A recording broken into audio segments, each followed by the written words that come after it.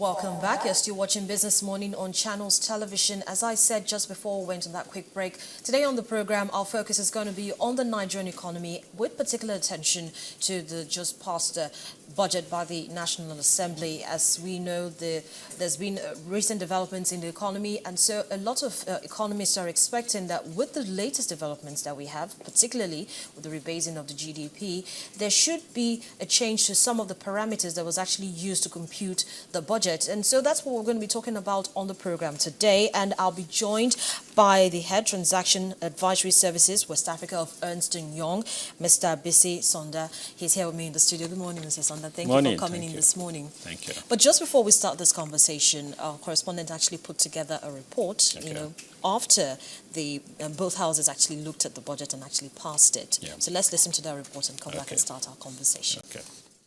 Mr. President.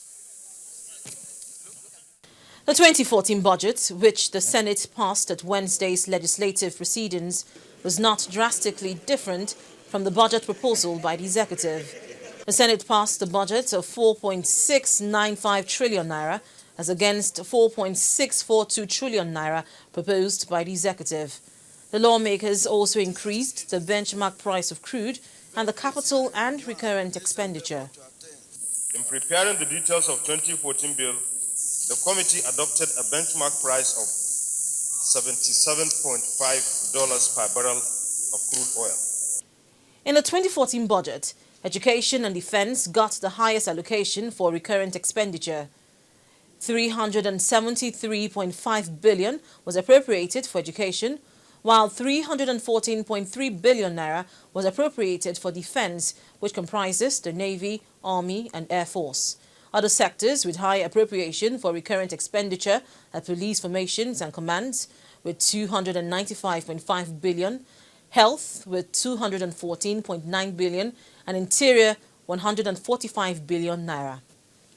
For capital expenditure, the Ministry of Works got the highest appropriation with 106.3 billion, followed by Power with 59.8 billion, Office of the National Security Advisor 51.1 billion, Education 50.7 billion, Health 49.5 billion, the Ministry of Niger Delta 49.4 billion, and Water Resources 44.2 billion naira. The chairman of the Senate Committee on Appropriation, Senator Ahmed Machido, however, expressed concern on the planning process for the medium-term expenditure framework and fiscal strategy paper. The 2014-2016 medium-term expenditure framework and fiscal strategy paper, upon which the 2014 budget was based, just like the previous editions, will require being refined and retooled both in procedure and process. A major issue here is in the planning required and the engagement process with all stakeholders. Whilst we have done so much to pass this bill, I hope and pray that the executive will work exactly as hard as we've done to make sure that we implement this 2014 budget as we have passed. The House of Representatives is expected to consider its report on the 2014 budget on Thursday.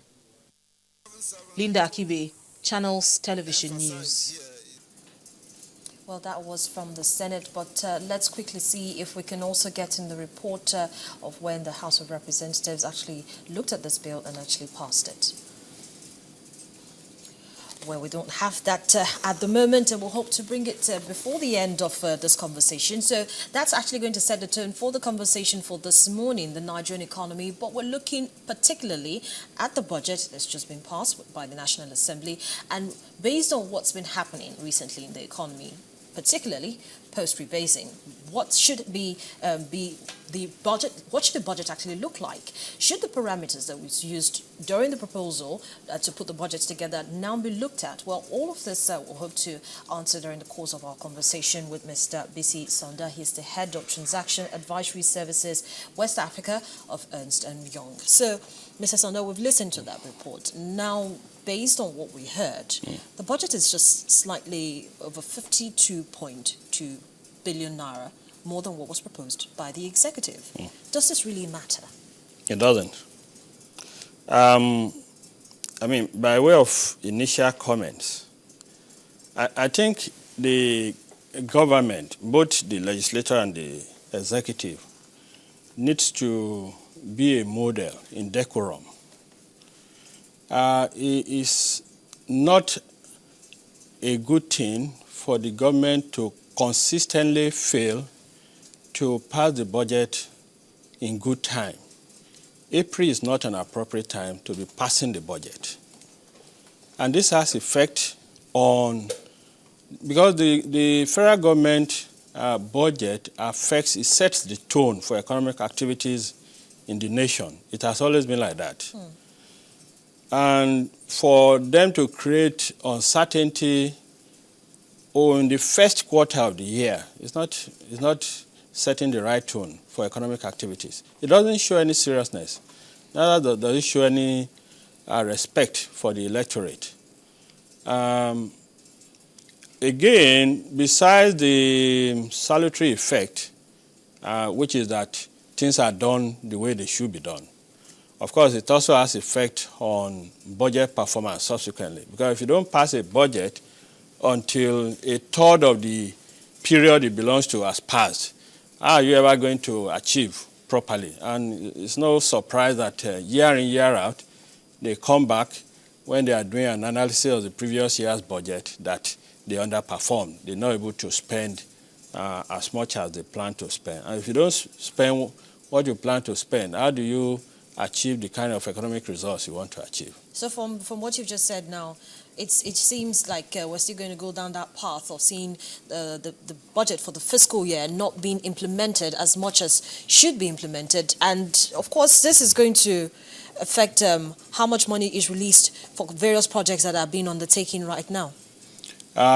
Even before we talk of releasing the money, the budget sets out from the beginning to spend less than 30% on capital expenditure. If you look at the way economic activities happen,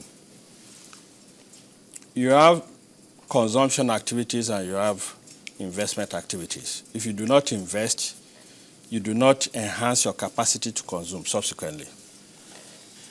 For a country like us who is trying to do the catch-up game in development, we are not a developed nation.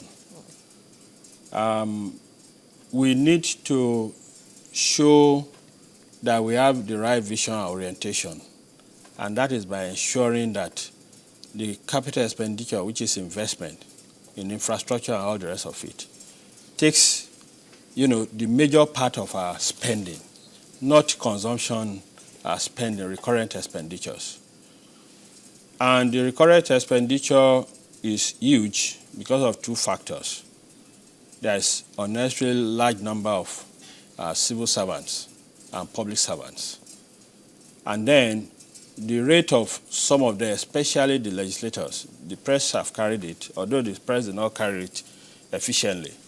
If you observe what happens in other climes, when there is an undesirable state and the press brings it to the fore, the press ensures that it is kept in the fore until there is a solution. We've seen that in the last 3 years in the United Kingdom, where there was scandal about legislators who are, making unnecessary claims on the government, and even led to the resignation of what has not happened in over 100 years of their parliament. So the press has carried the stupendous remuneration of the legislators at some point in the past. These are all the factors that account for the tilt of spending in favor of recurrent expenditure as against the capital expenditure, which is the desirable expenditure, emphasis that we should really have. So at the end of the day, what we are saying is, even as it is set out, even if they achieve the spending 100%, it will still not achieve the desired objective for a nation like Nigeria, which is to ensure that we quickly emerge as a developed nation. So how much of the fact that this is a pre-election year also affects the implementation of the budget? Well, we all know that given the experience since since 1998 to date, that 6 months before election, the government shuts down. It shouldn't be, but that's what happens. So if next year we're going to have election, I think the INEC has given an indicative timetable. So you can expect that 6 months before the first election, the government is literally going to shut down. Again, that does not help us.